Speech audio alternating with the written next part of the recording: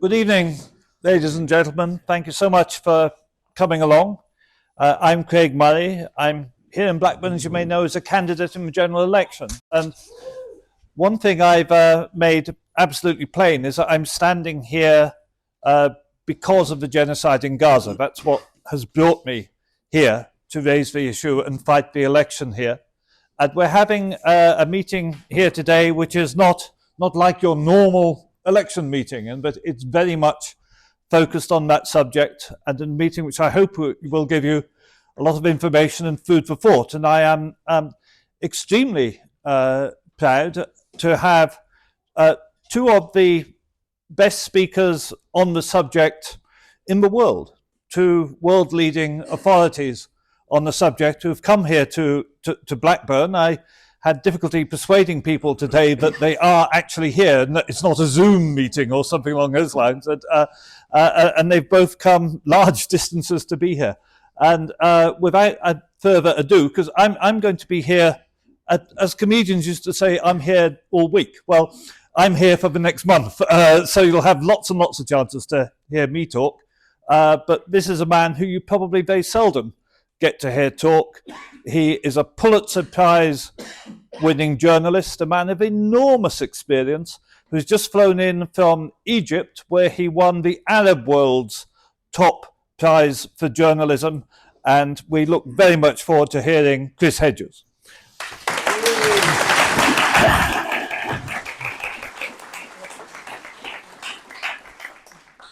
Thank you. Israel has been poisoned by the psychosis of permanent war. It has been morally bankrupted by the sanctification of victimhood, which it uses to justify an occupation that is even more savage than that of apartheid South Africa.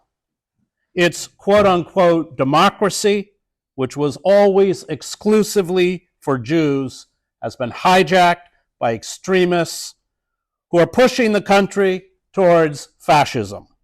Human rights campaigners, intellectuals, and journalists, Israeli and Palestinian, are subject to constant state surveillance, arbitrary arrests, and government-run smear campaigns. Its educational system, starting in primary school, is an indoctrination machine for the military.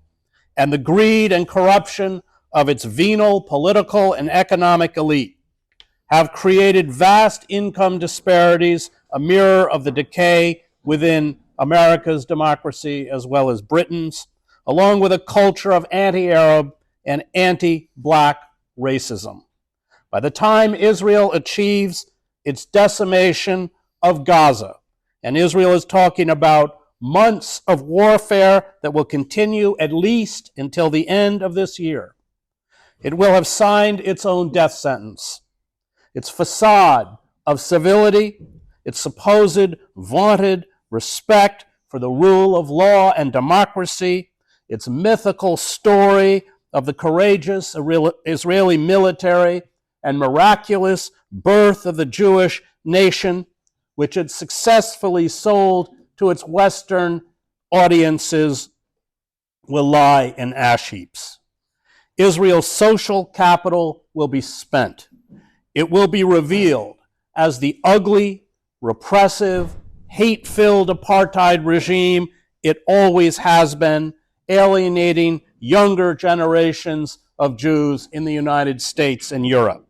Its patron, the United States, as new generations come into power, will distance itself from Israel. Its populist support will come from reactionary Zionists and Christianized fascists who see Israel's domination of ancient biblical land as a harbinger of the second coming, and in its subjugation of Arabs, a kindred racism and celebration of white supremacy.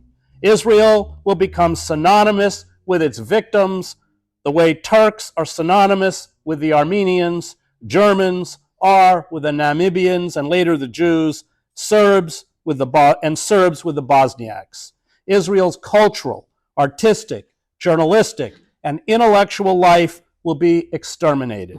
Israel will be a stagnant nation where the religious fanatics, bigots, and Jewish extremists who have seized power will dominate public discourse. It will join the club of the globe's most despotic regimes. Despotisms can exist long after their past due date, but they're terminal. You don't have to be a biblical scholar to see that Israel's lust for rivers of blood is antithetical to the core values of Judaism. The cynical weaponization of the Holocaust, including branding Palestinians as Nazis, has little efficacy when you carry out a live-streamed genocide against 2.3 million people trapped in a concentration camp. Nations need more than force to survive. They need a mystique.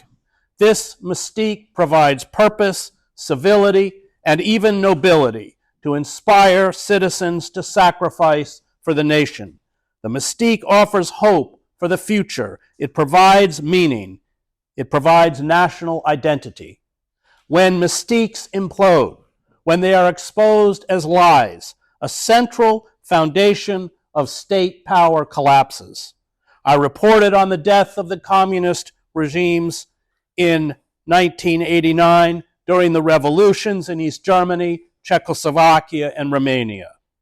The police and military decided there was nothing left to defend, and Israel's decay will engender the same lassitude and apathy. It will not be able to recruit indigenous collaborators such as Mahmoud Abbas and the Palestinian Authority, reviled by most Palestinians, to do the bidding of the colonizers. All Israel has left is escalating savagery, including torture and lethal violence against unarmed civilians, which accelerates the decline. This wholesale violence works in the short term, as it did in the war waged by the French in Algeria, the dirty war waged by Argentina's military dictatorship, the British occupation of India, Egypt, Kenya, Northern Ireland, and the American occupations of Vietnam, Iraq, and Afghanistan. But in the long term, it is suicidal.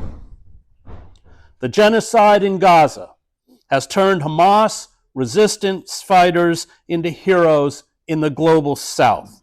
And Israel may wipe out the Hamas leadership, but the past and current assassinations of scores of Palestinian leaders has done little to blunt the resistance. The genocide in Gaza has produced a new generation of deeply traumatized and enraged young men and women whose families have been killed and whose communities have been obliterated. They are prepared to take the place of martyred leaders. Israel was at war with itself before October 7th. Israelis were protesting to prevent Prime Minister Benjamin Netanyahu's abolition of judicial independence. Its religious bigots and fanatics, currently in power, had mounted a determined attack on Israeli secularism. Israel's unity is a negative unity. It is held together by hatred. And even this hatred is not enough to keep protesters from decrying the government's abandonment of Israeli hostages in Gaza. Hatred is a dangerous political commodity. The Palestinian, quote-unquote, human animals, when eradicated or subdued, will be replaced by Jewish apostates and traitors. A politics of hatred creates a permanent instability exploited by those seeking the destruction of civil society. And Israel was far down this road on October 7th, when it promulgated a series of discriminatory laws against non-Jews that resemble the racist Nuremberg laws that disenfranchised Jews in Nazi Germany. The Communities Acceptance Law permits exclusively Jewish settlements to bar applicants for residency on the basis of, quote, suitability to the community's fundamental outlook, end quote. Yeshayahu Leibowitz, whom Isaiah Berlin called the conscience of Israel, warned that if Israel did not separate church and state and end the occupation, it would give rise to a corrupt rabbinate that would warp Judaism into a fascistic cult.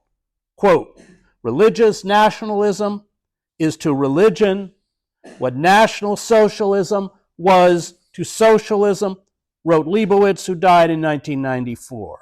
He understood that the blind veneration of the military, especially after the 1967 war that captured the West Bank and East Jerusalem, was dangerous. Quote, our situation will deteriorate to that of a second Vietnam, to a war in constant escalation without prospect of ultimate resolution.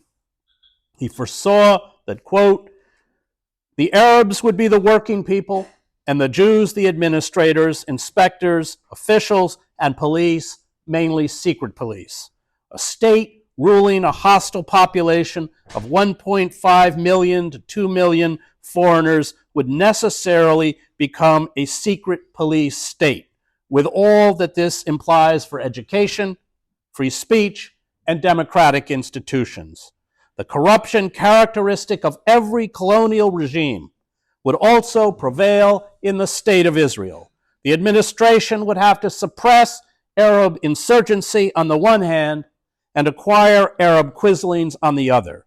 There is also good reason to fear that the Israel Defense Force, which has been until now a people's army, would, as a result of being transformed into an army of occupation, degenerate, and its commanders, who will have become military governors, resemble their colleagues in other nations.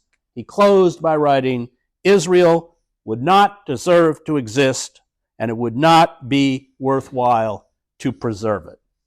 Settler colonial states that endure, including the United States, exterminate the native population through genocide and the spread of infectious diseases such as smallpox. By 1600, less than a tenth of the indigenous population remained in South, Central, and North America. Israel cannot kill on this scale, with nearly 5.5 million Palestinians living under occupation and another 9 million in the diaspora. They cannot, as many Israelis wish, wipe them all out. Israel's scorched earth campaign in Gaza means there will be no two-state solution. Apartheid and genocide will define existence for the Palestinians, and this presages a long conflict, but one that the Jewish state cannot ultimately win. Run, the Israelis demand of the Palestinians. Run for your lives. Run from Rafah, the way you ran from Gaza City, the way you ran from Jabalia, the way you ran from Deir al-Bala, the way you ran from Beit Hanun, the way you ran from Han Yunis. Run, or we will kill you. We will drop GBU 39 bombs on your tent encampments and set them ablaze. We will spray you with bullets from our machine gun-equipped drones. We will pound you with artillery and tank shells. We will shoot you down with snipers. We will decimate your tents, your refugee camps, your cities, your towns, your homes, your schools, your hospitals, and your water purification plants. We will rain death from the sky. Run for your lives again and again and again. Pack up the few belongings you have left. Blankets, a couple of pots, some clothes. We don't care how exhausted you are, how hungry you are, how terrified you are, how sick you are, how old you are, how young you are. Run, run, run. And when you run in terror to one part of Gaza, we will make you turn around and run to another, trapped in a labyrinth of death, back and forth, up and down, side to side, 6, 7, 8 times. We toy with you like mice in a trap.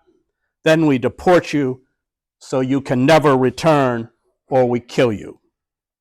Let the world denounce the genocide. What do we care? The billions in military aid flows unchecked from our American ally, the fighter jets, the artillery shells, the tanks, the bombs, an endless supply. We kill children by the thousands. We kill women and the elderly by the thousands. The sick and the injured without medicine and hospitals die. We poison the water. We cut off the food. We make you starve. We created this hell. We are the masters. Law, duty, a code of conduct. They do not exist for us. But first, we toy with you. We humiliate you. We terrorize you. We revel in your fear. We are amused by your pathetic attempts to survive. You are not human. You are creatures, Untermensch. We feed our lust for domination. Look at our posts on social media. They have gone viral. One shows soldiers grinning in a Palestinian home with the owners tied up and blindfolded in the background. We loot rugs, cosmetics, motorbikes, jewelry, watches, cash, gold, antiquities. We mock your misery. We cheer your death. We celebrate our religion, our nation, our identity, our superiority by negating and erasing yours. Depravity is moral. Atrocity is heroism.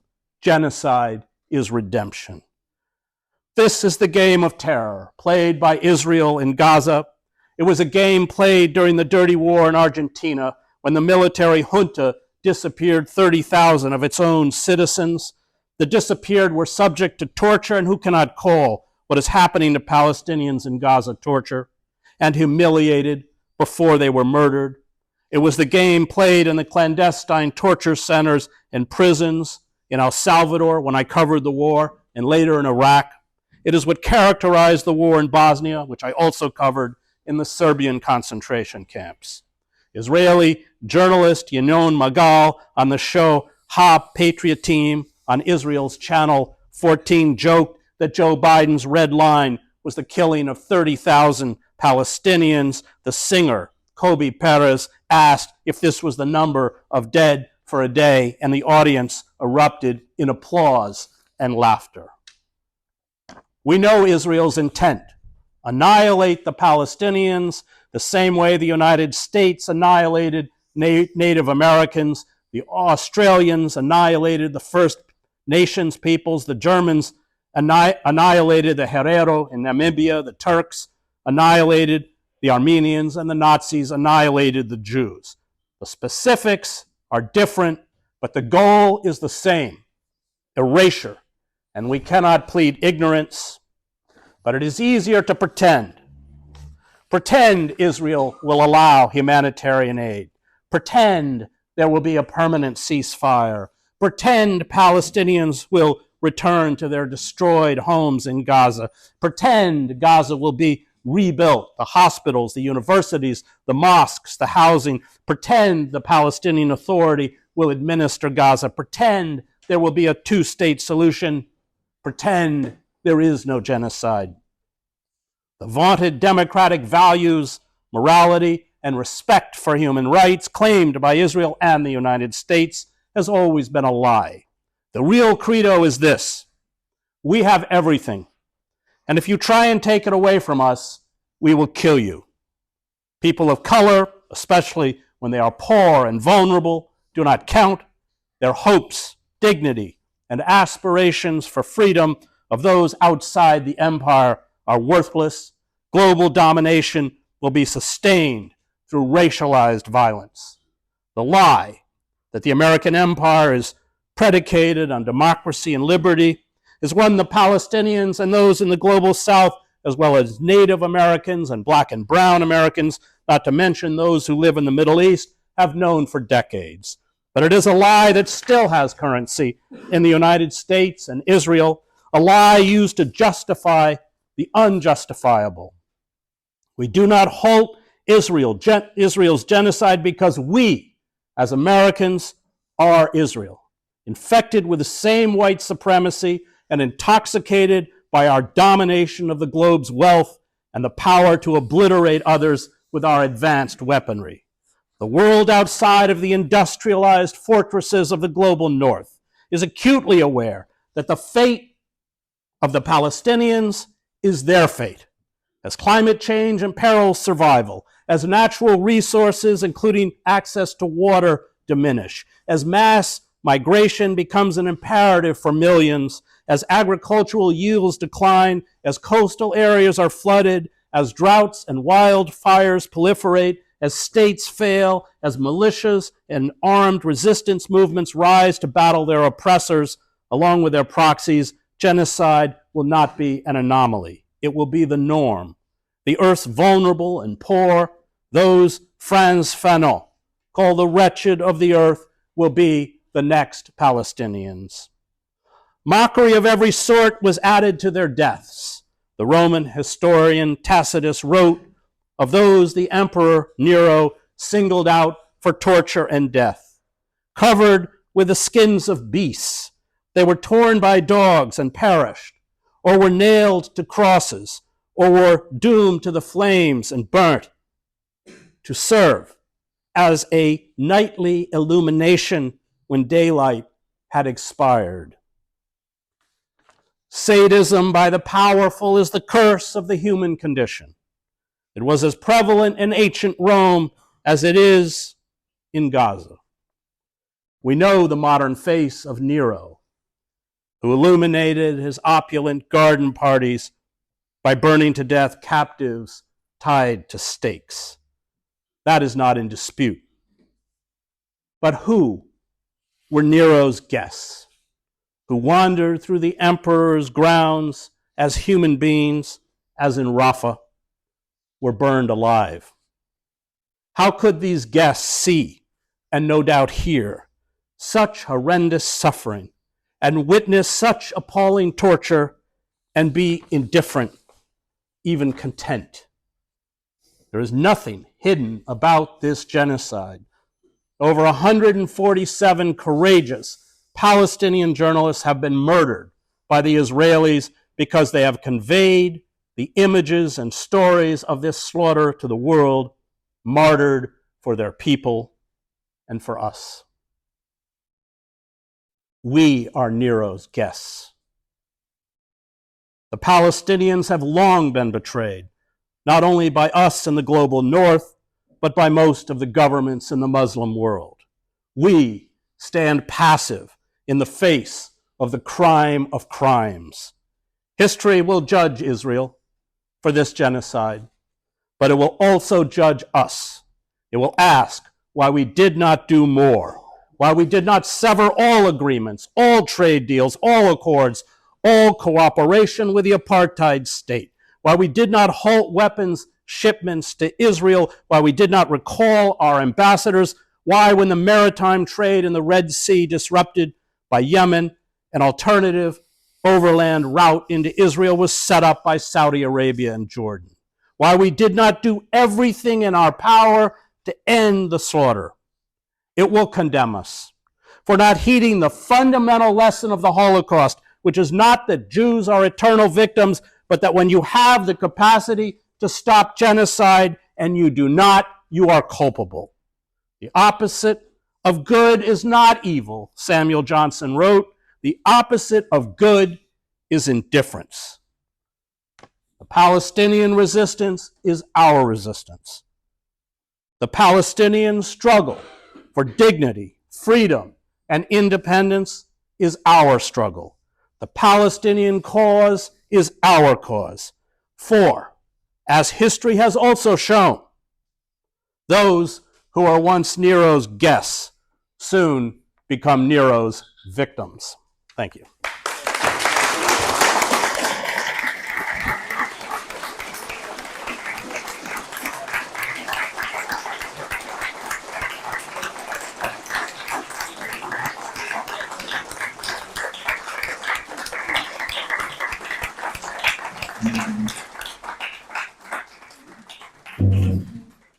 Thank you, Chris. That was extremely powerful and moving, and we are very, very grateful to you for coming here and giving us that. Richard, you have to follow that, which is going to be difficult. the only person in a worse position than Richard is me, because I have to follow both of them. But Richard is a journalist with enormous understanding of the Middle East, who comes at it from a very particular personal perspective. And he's a journalist who, like so many of the most talented, does not have access to the mainstream media and has to find his way through and has become one of the stars of new media. Because if you want to hear the truth, you're not going to hear the truth on the BBC or in the Daily Telegraph.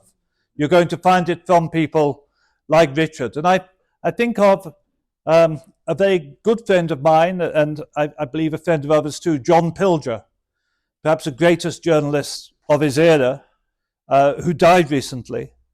And in the last 15 or 20 years of his productive life, he could not get his material on to the mainstream media, despite being the greatest documentary maker of our time.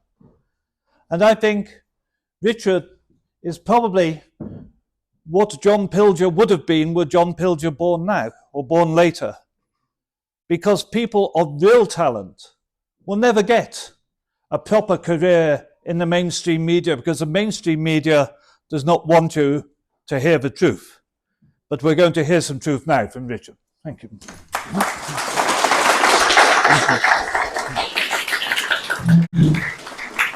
Thanks, Craig, for the grand introduction. And you know, I come at this from two different angles, because I was born in Damascus when my parents were working in the United Nations, and my mother is Syrian and my father is English. And you know, when I learned about our history in this country, my grandfather was in the Royal Air Force, fought during World War II.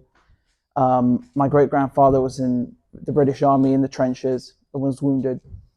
And I know that in this country, when we were faced with the prospect of German invasion, we did every little thing imaginable to prepare a resistance, even changing street signs to confuse the Germans if they landed, distributing weapons, creating an auxiliary force. And so to go and then demonize the Palestinians when they want to resist is utterly disgusting. Not to mention the fact that we occupied them as well. The Israelis are not the first to occupy the Palestinians. We were there. Okay, this country occupied the Palestinians and butchered Palestinians. And ironically, when you look at a lot of these Israelis, they actually butchered British soldiers. And in their minds, they thought that they were liberating their homeland, so anything goes. They can blow up the King David Hotel and kill, which is one of the deadliest attacks against British citizens. They can string up dead British soldiers and fill their bodies full of explosives as booby traps. This is what Zionists did. And they were not even from the region. They came from Eastern Europe. They came from Romania. They came from Hungary. They came from Poland. They came from Russia. And they thought that this is their land and that anything goes to kick the British out. But it's not their land. They're from Poland. They're from Hungary. They're from Russia. They're from the United States. They don't come from Europe. And as a matter of they don't come from Palestine. They come from Europe. And as a matter of fact, they changed their names. Netanyahu's name is not Netanyahu. It's Mylikovsky. Every single Israeli prime minister changed their last name to sound more Jewish and more Middle Eastern, because they're phonies, they're fakes, they're pretenders. They're trying so hard to make you believe that this land belongs to them. And if they make you believe that, then anything goes. They can kill a Palestinian, they can kill a British soldier, they can kill a British civil servant, anything goes. And as a matter of fact, when we talk about terrorism, who planted bombs in London? Do Hamas come here and plant bombs? Do they plant bombs around this country? Do the Yemenis come to England and attack us even though we are bombing them in their home country, and we are selling weapons to the Saudis to bomb them, or giving weapons to the Israelis to bomb them? Never. They ironically stay confined to their borders. It's the Israelis who came and put bombs around London. It's the Israelis who planted bombs under government buildings in this country. I want you to remember that. Zionists are the only ones, not Arabs, who planted bombs in pubs, in government buildings, and who attacked and targeted and assassinated British civil servants and soldiers in this country. So when we talk about a history of terrorism, the Israelis invented modern terrorism. This is an absolute fact. They assassinated Swedish diplomats who tried to, soften things between Palestinians and the British when they were trying to create an Israeli state. So anyone who got in their way, even foreign diplomats, they would go and assassinate them, roll up to the car, even a UN car, and just put a gun inside and shoot the people. They are thuggish in their manner. They behave like street criminals, like gangsters, like the mafia in Chicago in the 1920s. This is who we are talking about. So when we look at the Israeli forces today, they have continued in this manner the entire time. So they bring with them this thuggish, violent behavior, and that explains also why they behave like this. So when you give them, 2,000-pound bombs, they're going to use the 2,000-pound bombs. But then that's when we come in. We have a moral imperative to stop arming the Israelis.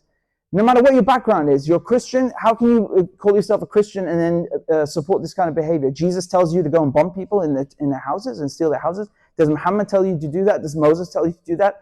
Every single thing about the Israelis runs counter to these three religions. Every single thing about their behavior. They have nothing to do with Judaism. As a matter of fact, if we look at who has a closer relationship to Moses and Abraham, because they say this is their land because they're Jewish. Ironically, it's the Palestinians. Palestinians, their DNA is Semitic. They are real, proper Semites. Someone who comes from Russia is not a Semite. They're an Ashkenazi, white European Jew. And there's nothing wrong with that, but you can't come from Russia and then say you're from Palestine. That doesn't make any sense. So when you look at the Israelis, they ban DNA tests. DNA tests are forbidden for a reason, because they don't want their mystique, their giant mythology to crumble. So they don't allow themselves to expose themselves to the whole world and also internally. And so the Israelis want you to believe that. We have to destroy the entire Zionist narrative from A to Z. Every single little thing about them has to be unraveled, because they profit off of this. They murder off of this. They use our support, our political and media coverage, and also the weapons and all the support that we offer them diplomatically. They use all of this, they accumulate it, and use that to murder and persecute Palestinians. So we have to unravel and destroy it wherever we find it. The Israelis are not Semites. They're not Semites. Netanyahu is Polish. I'm sorry, you can't be from Poland and then claim you're from Palestine. You just can't. The ones that are closest and most closely related to the original Jews that they constantly talk about, who lived in the region 3,000, 2,000 years ago, are the Palestinians that they are killing today. So when you murder 30,000 or 30, now the figure is 37,000, if you can believe that. When you murder 37,000 Palestinians, you are an anti-Semite. You're the one who is murdering Semites. And again, even you don't have to be Jewish to be a Semite. If you look at the definition of a Semite in a dictionary, any dictionary, it tells you this includes Semitic people who speak Semitic languages, meaning Arabs as well. Arabic is a Semitic language. It comes from Aramaic. So the Palestinians are 100% Semites. This land belongs to them. And you cannot call yourself a religious person and then support this. You cannot call yourself a historically literate person and support this behavior. You cannot allow yourself and your government to be complicit in this kind of stuff. We have to resist. So my message to you is stand up and resist. Whether you are debunking Zionist propaganda, that's a form of resistance. Whether you're educating yourself, that's a form of resistance. Whether you're talking to your neighbor, to your colleague, to a family member who happens to be stubborn, that's a form of resistance. And we have to stop demonizing the resistance of our brothers and sisters in Palestine. I'm sorry, when a bunch of thugs in uniform march into your house and start blindfolding you, you have a right to pick up a Kalashnikov and fire at them. Americans say that if you come into their property, they can blast you away with a shotgun in some states. But a Palestinian can't do that when an American goes into the house. What is this nonsense? What is this nonsense? You have a right to defend your house in Palestine. It is outrageous for us in this country to then point fingers at Palestinians who we brutalize, whose brutalization we continue to support, and then demonize them for resisting. Again, the real terrorists here are the Zionists. They are the ones who have attacked this country and who have attacked also the Palestinians themselves and are continuing to do that. The brothers also in Yemen who are resisting over there. You know, we put up a naval blockade against Nazi Germany to cut their oil supply off. The Americans put up an oil embargo against the Japanese as well. This is considered normal, right? Sanctions every single day against Russia, against Iran. This is perfectly fine. But the Yemenis, they can't sanction Israelis. They can't sanction British and American ships who are passing right next to their waters. The Yemenis are not coming to the English Channel and blasting ships. They are saying, if you pass in front of us and you go to Palestine, we're going to stop you. Fair is fair. So, we can't say that they violate international law while we're the number one violators of international law. We don't care about international law. We game the system. Even in the United Nations, the system is rigged. In the United Nations, we have a permanent seat on the United Nations Security Council, which is veto power, and it allows us to just remove anything that doesn't support the Israelis. And ironically, even those resolutions like UN Security Council Resolution 242, which says the Israelis have to leave the Syrian Golan Heights, they have to leave the West Bank, they have to leave all the territories that they invaded, never been implemented. To this day, since 1967, never been implemented. No one has violated more UN Security Council resolutions than the Israelis, and we help them violate those UN Security Council resolutions, and these are binding. You cannot look at a UN Security Council resolution and say, I don't want to apply it. It's legally binding. Otherwise, leave the UN. Why are you here? The Israelis spend all this time trying to block the Palestinians entering the UN, and they use all this political capital to have the French and the Americans and this government support them against the Palestinians, and then they turn around and start murdering more UN staff members than anyone in history. Can you believe that? My parents worked in the United Nations Peacekeeping in Africa, in Kashmir, in the Middle East. The stories they told me, no one fires on UN staff members except the Israelis. They themselves have witnessed and been subjected to these attacks in the field, in Lebanon, in Syria. And now you see in Gaza, no one has killed more UN staff members than the Israelis. They have such contempt for the United Nations. Just the other day, the Israeli ambassador to the UN records a conversation when he's being called to be told that the Israelis have been placed on a blacklist for people that kill and target children, like ISIS, like Boko Haram. So the Israelis are outraged. They're outraged about this, but you can't film the conversation. Do you know the United Nations spokesperson was shocked afterwards? He said, in my 24 years working in the UN, no one has ever filmed a meeting and then published it online.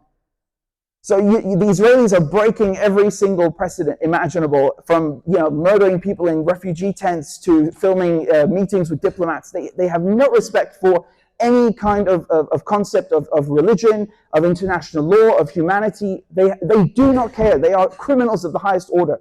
We have a moral imperative to resist them. You have to do whatever you can. And that includes, by the way, right here in Blackburn, voting for Craig Murray. You have to vote for him. You will have people who come up to you and say, yeah, I'm pro-Palestine and this and that. Okay, but prove it. Prove it. Craig Murray has been doing this for decades. He orchestrated and is the architect behind the ICJ case. That's the first time we've seen the Israelis taken to a world court and then being forced to reckon with their crimes. That's the first time we've ever seen that. They usually get away with all of this stuff. So it's very easy for someone to come along and say, I'm pro-Palestine, but you have to prove it, because when you support Palestinians, they usually try to attack you. They will subvert you. They will try to make you lose your job. They will try to cancel you. They will try to stop you from speaking. They'll do all sorts of tricks. And again, Craig Murray's not only been straight with the Palestinian cause, he's also done that with Julian Assange. But again, that's a topic for another time. I really want to instill in you the importance of resistance, because this is not just a moral thing. This is legally backed up. The Geneva Convention is very clear. The United Nations General Assembly resolutions that have been passed are very clear. You have the right to resist someone who invades your country. This is not controversial. Someone invades you, you have the right to resist, period. And it's specific to the Palestinians as well. So we have to remember that just because we don't like some Hamas policies, it doesn't matter. Why are we also talking about Hamas? This is a media trick that they use to kind of distract you, because Hamas are not the only ones resisting in Gaza. You've got Palestinian Islamic Jihad, so that's with the Quds brigades. You've got the Palestinian Resistance Committee. You've got the PFLP, right? So that's a Marxist secular group, for those who want to claim, it's an Islamist thing, because that's how they want to get you. They want to kind of cloud your judgment and make you think that it's some religious thing. They just happen to hate Jews. It's complete nonsense. The resistance in Palestine is very pluralistic. You've got people who are doing it for religious reasons, for moral reasons, for all sorts of reasons. And they have all sorts of ideologies, economic goals and economic ambitions and political ambitions. It's a very pluralistic one. It's actually one of the most outstanding resistance movements in the world anywhere today. There is nothing like it. So we have to understand that. We have to understand what we're talking about. We can't allow these scumbags in the mainstream media to lie about something that is this important that we are involved in. We can't live in Britain or be British and say we have no involvement in this. Everyone has to understand that they are involved in this. Even someone who comes from, let's say, Mexico, you're concerned by this. You have to be, because if the Israelis get away with this behavior, they will come for others next. You might be next tomorrow, God forbid. So we have to understand that this behavior is outrageous. And I will go so far as to say that this did not start on October 7th. It started way before. How many decades have the United States and Britain been invading Arab countries and murdering Arabs? It's happened in Libya, it's happened in Syria, happened in Somalia, happened in Afghanistan, which is a majority Muslim country. Iran also targeted with sanctions. And then going back to Arab countries, looking at also the invasions of Iraq and the torture there with men in Abu Ghraib. I mean, you see that the treatment that Palestinians are subjected to, it's exactly like Abu Ghraib. You've got men who are being sexually abused. You have children that are being sexually abused by Israelis in prisons. I mean, outrageous. And then they want to tell you about, they want to tell you that there was rape on October 7th. They can't produce a shred of evidence about this. And then Hamas say, come and investigate. We want the whole world to come and investigate it. And then the Israelis say no. I mean, it's unbelievable. It's unbelievable. The ones that actually want the International Criminal Court and the International Court of Justice to come to Palestine are Hamas. It's not the Israelis. So you see who has contempt for international law and who is serious about international law. And you have to understand also that if you look at this from an outside perspective, let's say you're looking at it from the perspective of China or Russia, where they're neither Muslim nor Arab, they're not participating in the genocide or financing one side or something like that. They're looking at this behavior and seeing who is sane, who is behaving with moral clarity here. And they are leaving us in the dust. We have to understand that the world is changing right now. We are really living in revolutionary times. It's actually unbelievable and very scary, to put it mildly. The world is changing. They are de-dollarizing. BRICS are moving away from the current banking system and the monetary system, and they are going to leave us in the dust because we behave we behave like this. We allow this to happen. We don't sever ties with the Israelis. We supply the Israelis. We produce weapons for them. This is really, really disgusting. And the thing is, in Palestine, they make missiles out of sugar. They literally make their own weapons. And that's the difference between someone who is bent on resisting by any means necessary, at any cost, whereas he will make weapons for profit. You don't make weapons for profit. You make weapons to defend yourself, and that's it, period. Anything beyond that is grotesque. It's just simply greedy. So we have to understand that we are destroying our own image. No matter what perspective you look at this from, religious or humanitarian or political, you have to be involved, and you have to care about the Palestinians and their plight. And again, this extends to the entire region. We have been forcing countries to do our bidding in the region. Like, for example, Chris raised the issue of this highway that was set up by Jordan and Saudi Arabia. Yeah, they certainly benefit from it, and the UAE, but we are also pushing them to do it and helping them to do it. So, we are forcing and imposing ourselves on other countries, and this runs counter to thoughts about independence and principles of self-determination. So, this is imperialist thinking. We cannot impose ourselves and our way of life and our greed on others and corrupt them, because that's what we're doing essentially. We are corrupting Arabs to hurt other Arabs, or Muslims to hurt other Muslims, and that's a very, very, very, very big problem. We can't have that. And I really want to instill in you the importance of resistance. I really want to do that because civil disobedience, direct action, protesting, all the way from handing out a leaflet to picking up a rifle, all of this in these times, in these circumstances that are so extraordinary, they are necessary. And I'm not telling you to go and pick up a Kalashnikov. I'm saying that you have to find your way in your community to resist and not demonize those that are being bombed. Literally, they have buildings collapsing on top of them and demonizing them for then getting up and being mad at that and fighting back. And I'll end with one last thing. You know, we say that there are 37,000 killed in Gaza. This is not true. No, this is not true. The Israelis purposely targeted the healthcare system in Palestine and Gaza. It is literally impossible to count the number of dead. And as a matter of fact, Hamas are undercounting the dead to avoid being accused of inflating the numbers, of overcounting. So the real number is probably between 100 to 200,000. And let me put this to you. Let's say it was 10,000. Are you okay with killing 10,000 people? If you kill one person, you go to prison. Why is it okay to kill 10,000 people? This is deranged, sick behavior. So again, I just want to implore you to please resist. Please educate others. This is the best that we can do here. Please come out and vote for Craig Murray. Make sure that he gets elected as an MP on the 4th of July. Make sure that we have another decent person in Parliament in addition to George Galloway. Please, for the love of God, we can do better than Rishi Sunak and Keir Starmer. Please, we really can. Okay? We can and we will.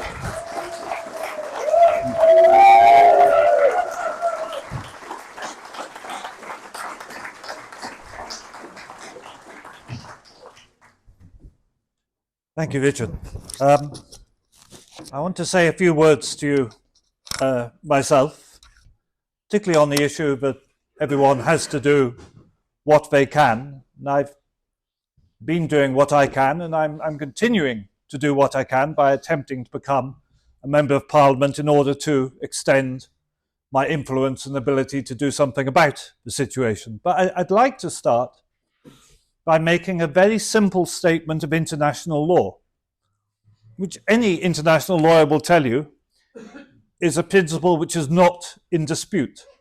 And that is that an occupied people have the right of armed resistance in international law.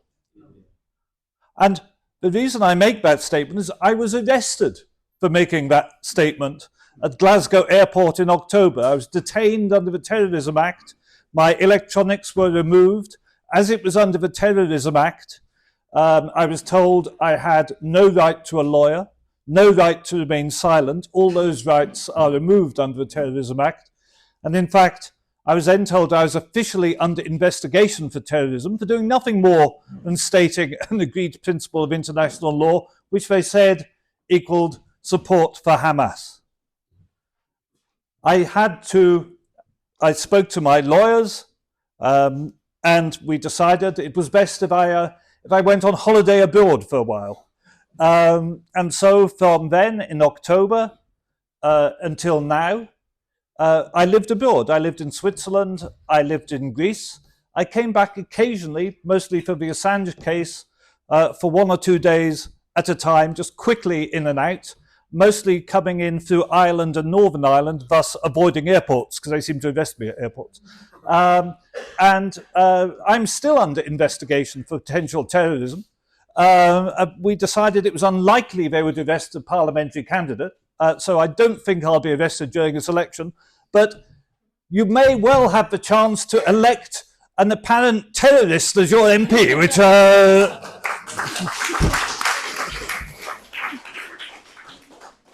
And what has happened to this country when a genocide is happening? And a man like me, who was a British ambassador, who was the rector of a university, is arrested for terrorism merely for opposing genocide. What sort of country is that? Yeah. This is appalling. And the genocide in Gaza has laid bare the power structures in the UK. And they've laid bare the fact that the ordinary people of this country, who are overwhelmingly people of every ethnicity, every religion, we are all against the genocide, but we cannot control the politicians because the politicians are paid to be in the pockets of the Israeli lobby. Yeah. That is what we face.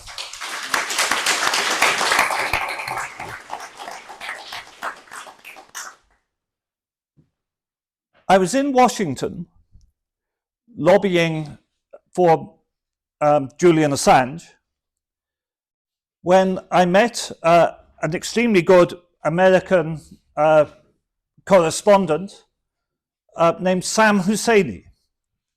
And Sam, you will often see on television asking the most penetrating questions on Gaza of that horrible, supercilious State Department spokesman.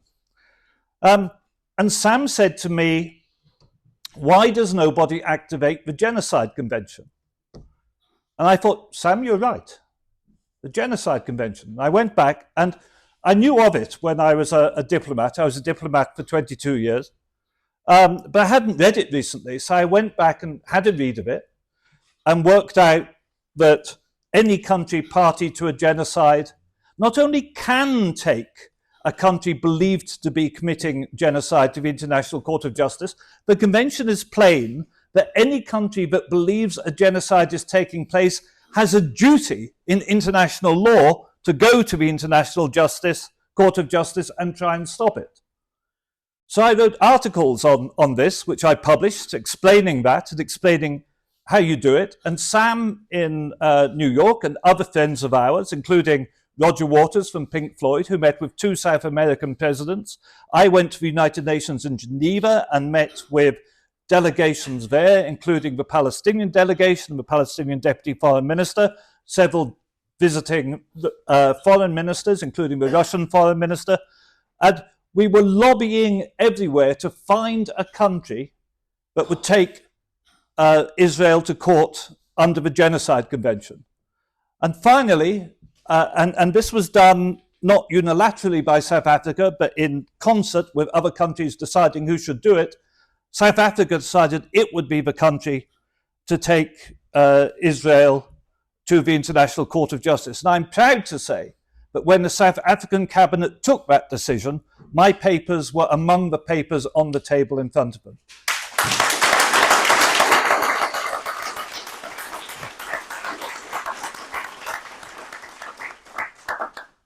And when it came to the case in The Hague, in the International Court of Justice, I was there, inside the courtroom, sitting next door to Jeremy Corbyn, and watching the case. And it was astonishing. I think you've all seen how the South African lawyers brilliantly put out all the facts and the case for genocide. And we then saw the Israeli lawyers argue that there is no genocide. And they lied and they lied and they lied. Some of the things they said would astonish you. They said, for example, that 360,000 homes had been destroyed because of Hamas booby traps and misfired Hamas rockets. They said that so many children had been killed because Hamas uses child soldiers. And they said that every single hospital in Gaza was a Hamas military base. And it was astonishing because I don't think they expected anybody to believe them. They didn't seriously expect the judges to believe them. They were just making propaganda for broadcast worldwide. And I'll tell you this is absolutely true. Day one was the South African case against Israel. Day two was the Israeli defense. The BBC did not broadcast the South African case against Israel. The BBC broadcast live and in full the entire Israeli defense. That is disgusting, absolutely disgusting.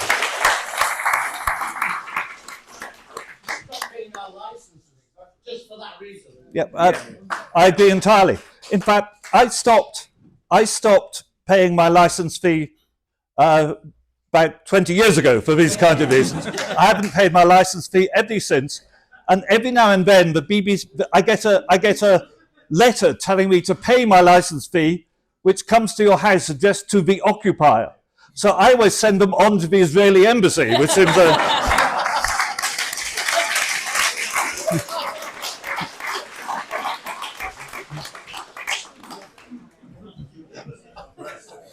But it's true, you should do it, it's quite fun. But sitting there, listening to those lies in the International Court of Justice, it was extraordinary because you had to realize that the people telling these lies were, the people in the front row were barristers, they were British barristers, some of them, the people behind were the Israeli government representatives. And these people were prepared to go there to the highest court in the world and deliberately tell lies in order to be able to continue the massacre of small children. And I suddenly realized something I've never really felt much before in my life, that I was actually in the presence of evil, that evil exists, and that those Israeli government representatives were evil people, justifying the most evil things, the most evil acts imaginable. And we have to continue to fight this. Now then, I know that ICJ case has not stopped the genocide from happening. I know that even despite the orders to stop from the ICJ, the genocide continues.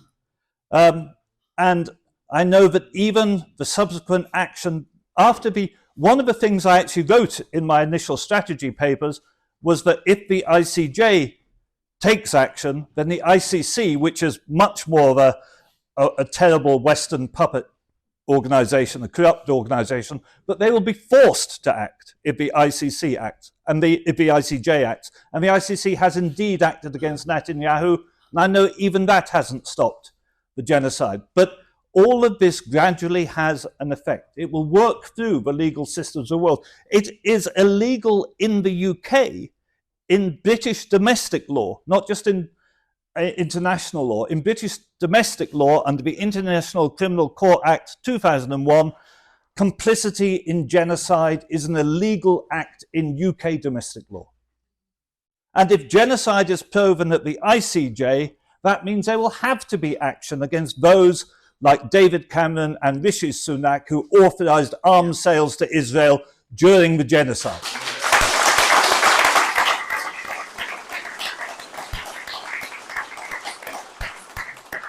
So I know we can't immediately stop it, but all this works through. All this works through, and we have to stop the next genocide. We have to stop the genocide in the West Bank and East Jerusalem. And I also want to say this to you. I was in Pakistan a month ago, and I've traveled extensively in India. I've been in Gujarat. I've visited Bhuj and Mandi. I've seen the market in Bhuj where Muslims were massacred. I've seen destroyed mosques. And I tell you this, Modi and the BJP are watching very closely to see what Netanyahu gets away with. And the next genocide of Muslims could well be in India if we don't make an example and a stop to what is happening in Gaza.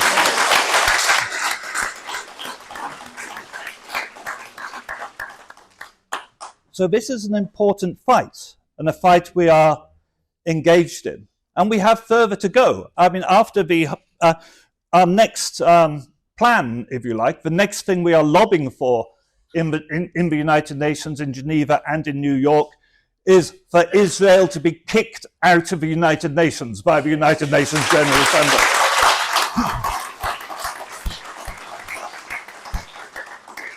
And I do believe that is very achievable.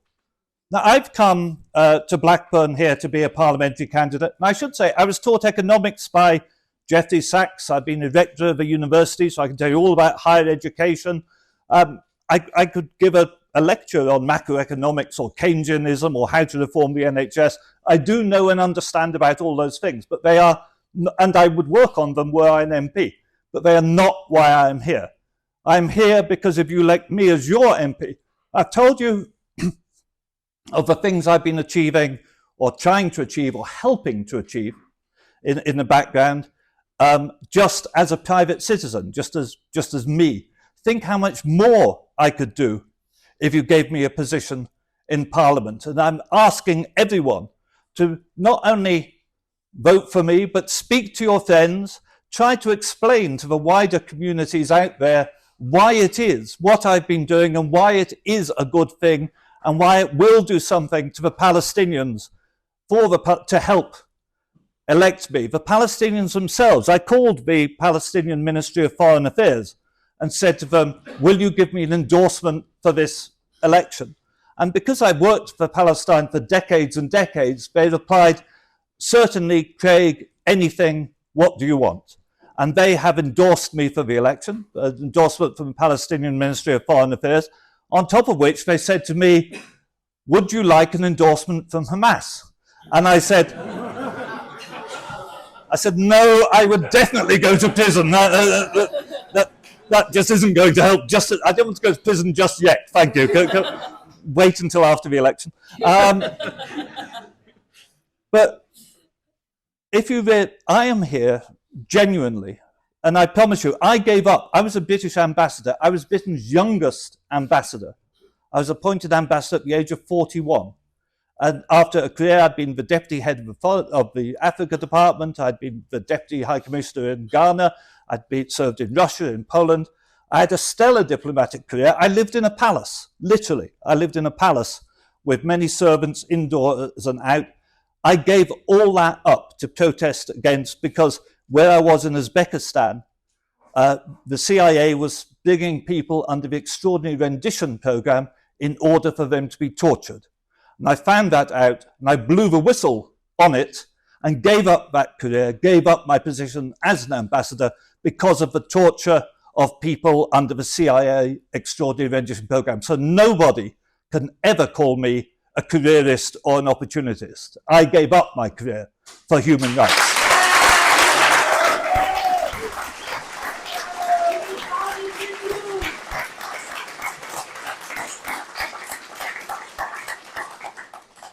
And I stand here before you not because I want a job, not because I want a career, not because I'm ambitious, but because I want to work with you for Palestine. Thank you very much.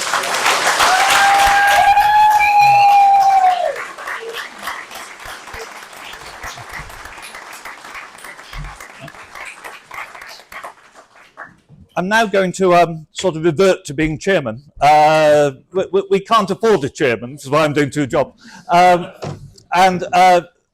We've got time, I think, for a question and answer session, or it doesn't even have to be a question. If you want to make a point, but please don't take too long with it. Very briefly, as Chris said, America's the PR front line. They stop supplying weapons, they stop the money, it stops tomorrow. So the pressure's got to be on, specifically more than perhaps Northern Europe and the other states, on America, where sadly, Zionists are predominantly Christians. In fact, in America, Zionists, Jewish Zionists are in the minority. So that issue is pretty much about the PR, what the American person sees and knows. So what you're both doing, I've been following you a long time, you as well, Craig. Thank you.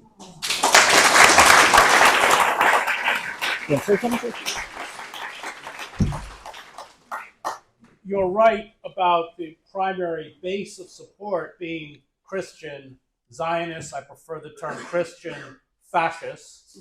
I wrote a book about them about a decade ago called American Fascists, the Christian Right, and the War on America. I don't advertise it, but I'm actually an ordained Presbyterian minister, so I have an acute understanding of how they have deformed and misused the Christian Bible to sacralize the worst elements of American imperialism, white supremacy, and American corporate capitalism.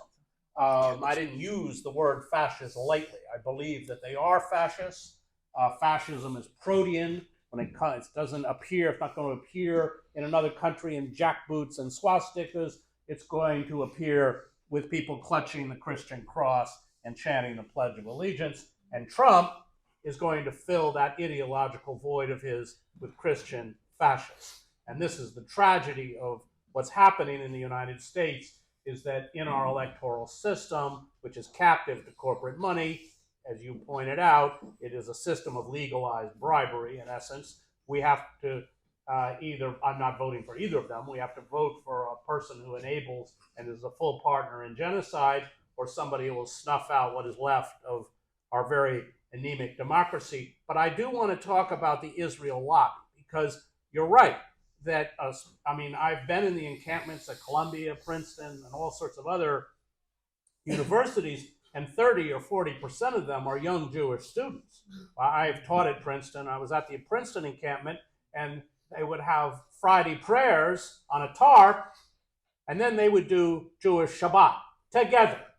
And then that Sunday, I came in a clerical collar, I don't put it on too much, and preached, and we gave communion. We gave an open communion table to Jews and Muslims and Christians and people who had no faith. And that kind of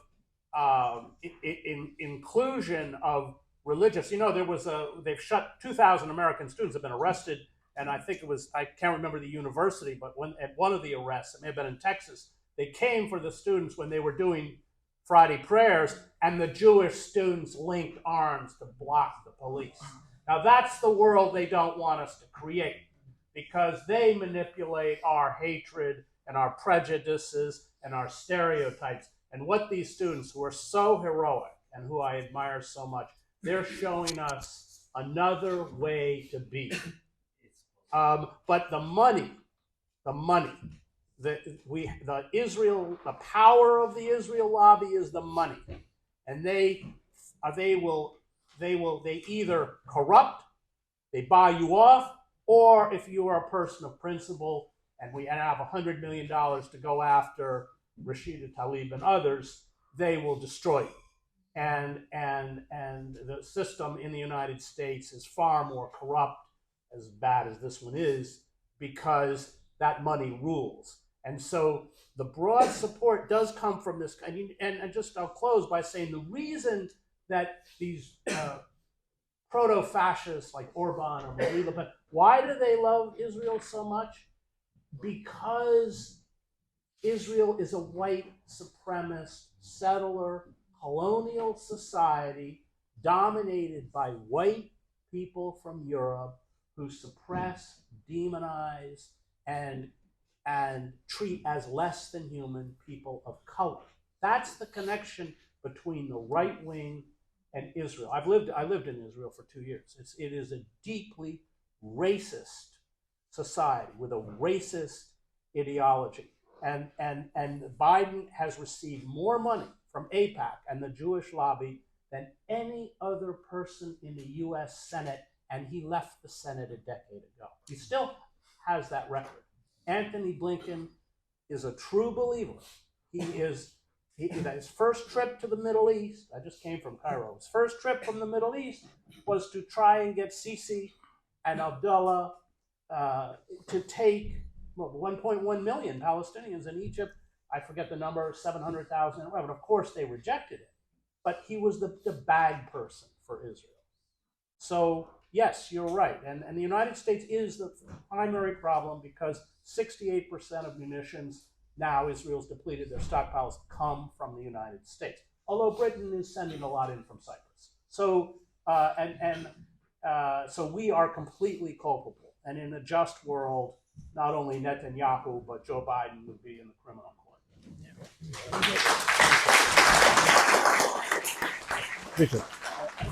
I just want to add to what Chris is saying and to your point, because this, I have to be direct, and I'm going to say it, this Christianity is a fake Christianity. And I think it's very apt that we're in a church, actually, when we're saying this, because my mother's side of the family are Syrian Christian, right? So I know Christianity, how it is from where it was born in Greater Syria, which by the way includes Palestine. So it's the same region. Christianity came to Europe from Damascus when Paul was being hunted by the Romans. He escaped from Damascus and then brought Christianity here. But the Bible, I think, is very clear. It says, "Thou shalt not kill." It doesn't say, "Thou shalt drop 2,000-pound bombs on Palestinians." So you don't have to be Syrian Christian or part Syrian Christian to understand that. They purposely twist these things, and they try to demonize Muslims and then create division between Christians and Muslims. And to me, this is abhorrent. I despise this so much because I've seen how it is in the Middle East. It's not like that. It's like what Chris was describing on the campuses. This is how it is. One time, for example, I was going to a cafe with a friend in Damascus, and I completely forgot that it was time to break the fast for Muslims. And I walk in, and they're all sitting down. I've never been in this cafe in my life, and they invited me to come break the fast with them. So you see, and this is the kind of solidarity that you have between people. They don't want to know your religion. It's even rude to ask someone their religion. It's just solidarity. And there's none of this killing business. So you know what they've done with this Christian Zionist nonsense. I don't think it's a coincidence that all the people who believe in Christian Zionism, most of them happen to be in the West, right? You have some of these Christian fascists in Lebanon who collaborated with the Israelis in the Sabra and Shatila massacres. But you know these are a very small minority of nut jobs, to put it frankly. You know, most people don't subscribe to this. But the majority of Christian Zionists, whatever that even means, it's an oxymoron. They are in the West because this ideology embodies and implements imperialism and also white supremacist thinking that, oh, we're going to go there and, you know, we're going to teach Judaism back to the people who created it and teach Christianity back to the people who created it. It's ironic in a way, you know. So I mean, again, we come back to white supremacy. And then that takes the form of Christian Zionism. Balfour and Lloyd George, they were declared Christian Zionists. So it starts back then. Yeah. Balfour Declaration, very briefly. Exactly. Imagine it's a really complicated document. It's a very small letter. Yeah. The declaration is 2 paragraphs in that letter. The letter starts, "Dear Lord Rothschild," and finishes, "Please bring this to the attention of the World Zionist Federation." Right. It's there. And even in there, it does says things about Palestinians that Israel's never it's mentioned the rights of the Palestinians. Yeah. So that document is worth photocopying, looking, and spreading because it starts then and lots of it's coded there. So just to go back to the religious aspect, you know, none of the 3 major religions that we're talking about, Judaism, Christianity, and Islam, teach any of the behavior that Israelis and Zionists exhibit. Nothing, not one bit. So Zionism is incompatible with any religious belief. Honestly, if you're going to liken it to a religion, it's closer to Satanism, if I'm going to be honest.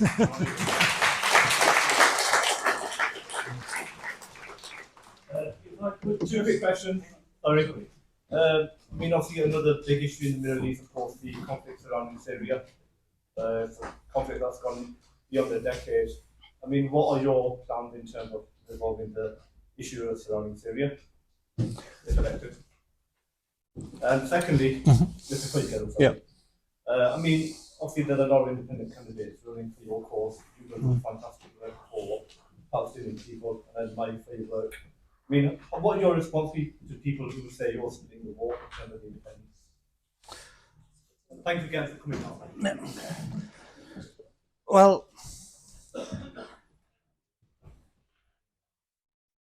on the first question, and funnily enough, let's be honest, I came here to run in Blackburn a few weeks ago. I believed I had the support of the Blackburn independent group. They then decided to turn around and put up someone else against me. And one of the reasons they've given online, I've seen they've given, is that they say I am pro-Assad.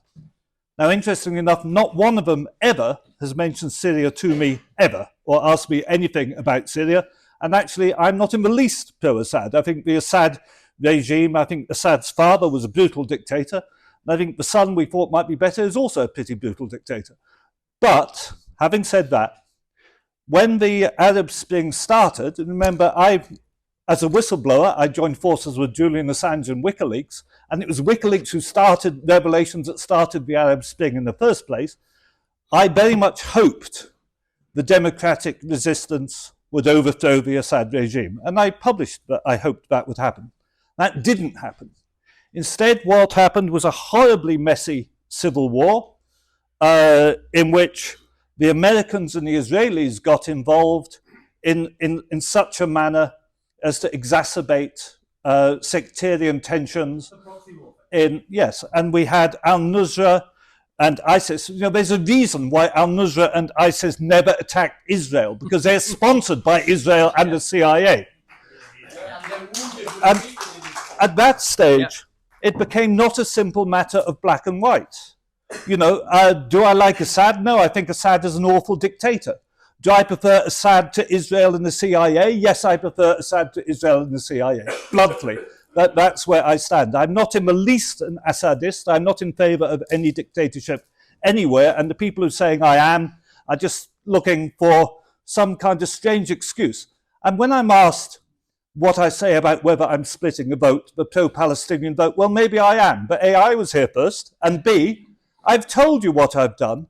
I'm a former ambassador. I'm a former rector of the university. I initiated the strategy for the case of the Advanced Court of Justice. Frankly, do you want me or do you want a 34-year-old solicitor from Burnley?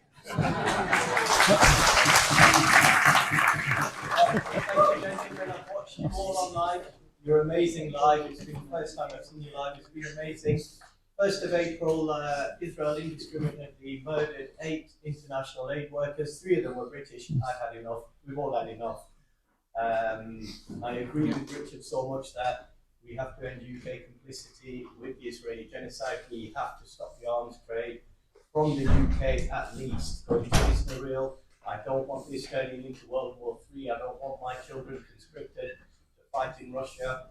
If somebody attacks England, yes, we will fight. We will die for England, but we're not going to live in Russia. Yeah. Okay, so 1st of April, I've had enough. In Yorkshire, there's an arms factory called Candidacy. They make the targeting systems. They make missiles for the jet fighters. They're very similar to Elbit Systems, but their name is Candidacy. It's a US company in Yorkshire, in West Shipley. 2nd of April, we breached the security, we occupied their roof, we shut that place down for 1 week. Well done. Well done.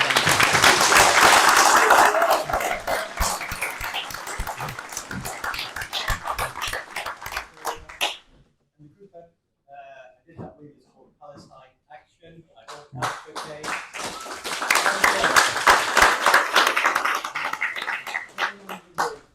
I don't advocate for anyone to break the law.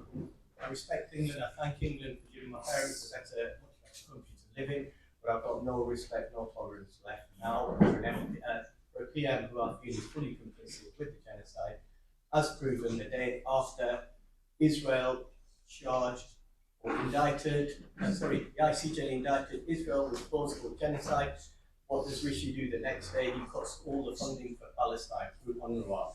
And that moment I knew this guy, I think in my opinion, is 100% complicit with this genocide.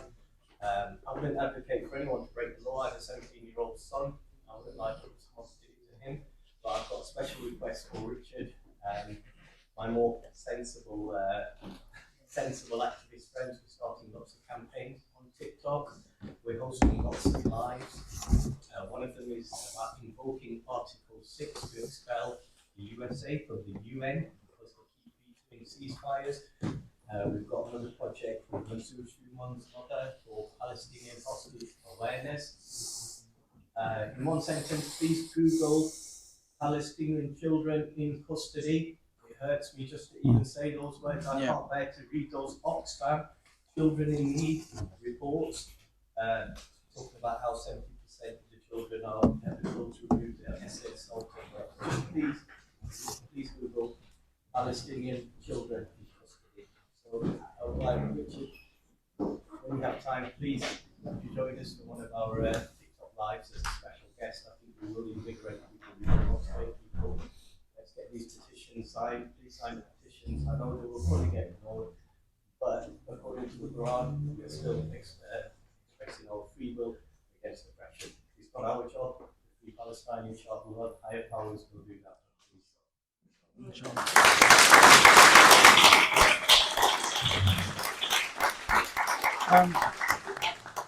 a little something to what Yeah. you just said. Within a 15-mile radius of Blackburn, there's 7 factories that supply arms to Israel. Yeah. Anybody wants to get involved in disarming these companies, come and speak to me there. Yes,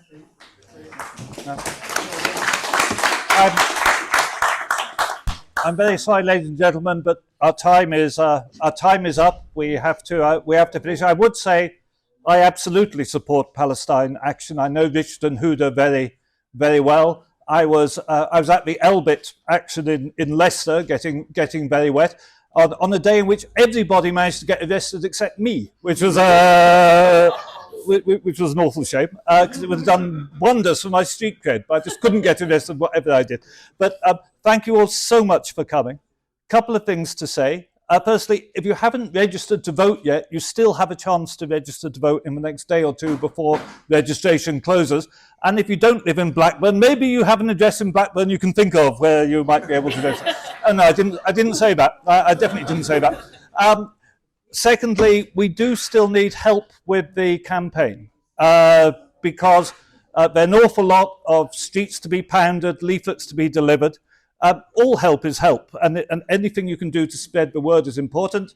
But if you can see the people on the front row here, our wonderful campaign team, and let them know your details, if you're able to offer any assistance, I'd be grateful. And I'm here, we're all here, we're happy to chat a little bit afterwards, although personally I haven't had lunch yet, so there's a limit how long I'll do that. But we are happy to talk afterwards, but I'm sorry, we do have to draw a meeting to a close. I see a couple of hands up, so... Please, just one thing. Yeah. Okay, so I agree with your manifesto. My sister is the working party candidate for Stockport, and I believe in it, and everything's brilliant. The only thing I just want you to do, as we support those that were arbitrarily and unjustly detained in Israel, there are a lot of prisoners like that in the UK.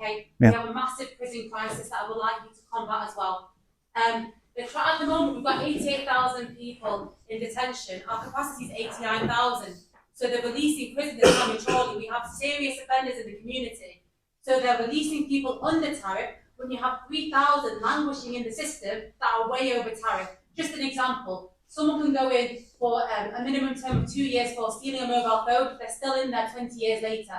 We can make 3,000 spaces. What they're proposing is to make 3,000 spaces to currently house and incarcerate 3,000 rapists that are currently on bail in the community will cost $3 billion. Why not release the ones that are way overdue?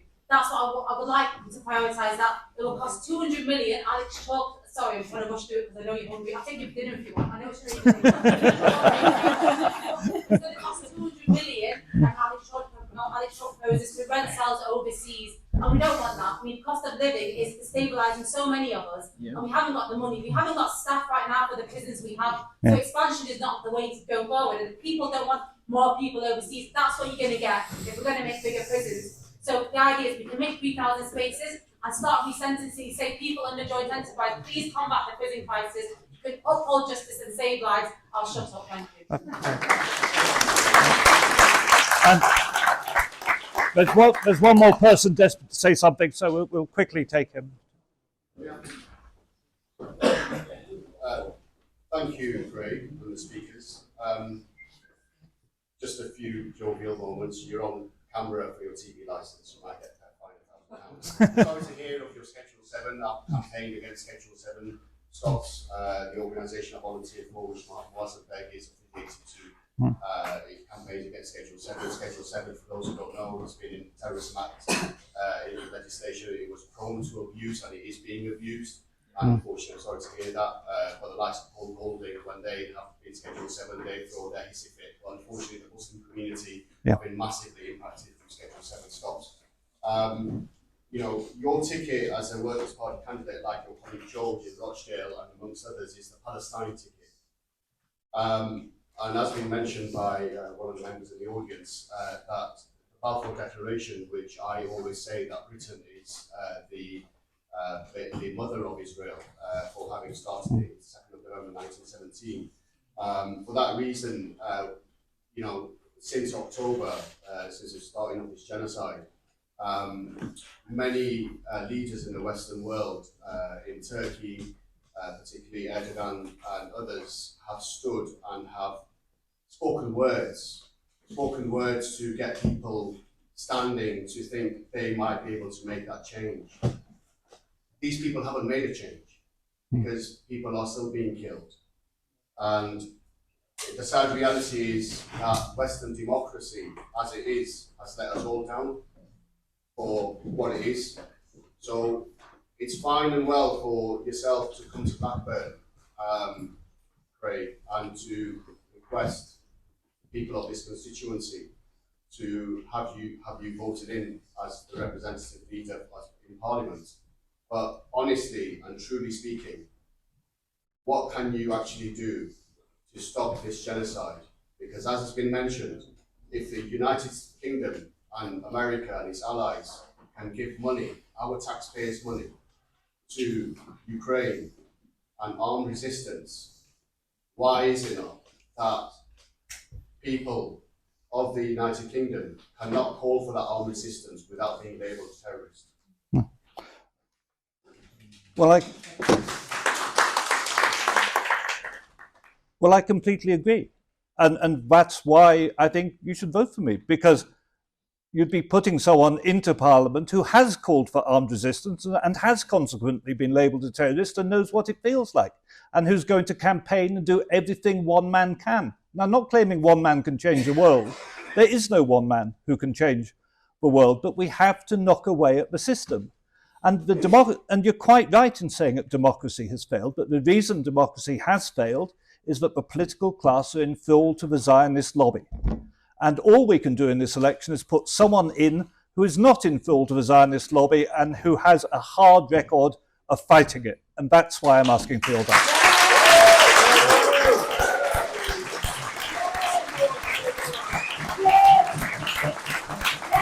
Anyway, if I can have one final round of applause for Chris and Richard, our guests who've come a long, long way through with us.